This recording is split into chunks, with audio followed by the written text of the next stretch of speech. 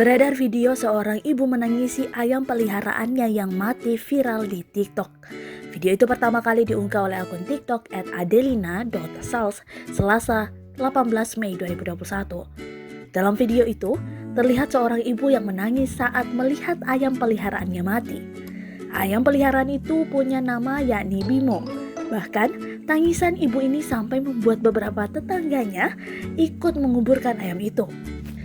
Hingga artikel ini tayang, video tersebut berhasil mencuri perhatian warganet sampai ditonton sebanyak 1,8 juta orang. Saat dikonfirmasi tribunnews.com, pengunggah yakni Adelina Salsabila Putri atau disapa dengan Adelina merupakan anak dari sosok ibu tersebut. Video itu ternyata direkam adiknya waktu 3 tahun lalu. Wanita berdomisili di Semarang ini menceritakan saat itu sang ibu mendapati ayam peliharaannya mati secara tiba-tiba. Padahal sebelumnya si ayam terlihat masih sehat dan lincah. Lalu ibu dari Adelina meminta bantuan salah satu tetangganya untuk menguburkan si ayam. Tak disangka banyak tetangga lain pun ikut berdatangan melihat penguburan ayam itu. Bahkan beberapa tetangga Adelina juga berusaha menghibur ibundanya. Hingga sekarang tidak diketahui apa penyebab kematian ayam peliharaannya itu.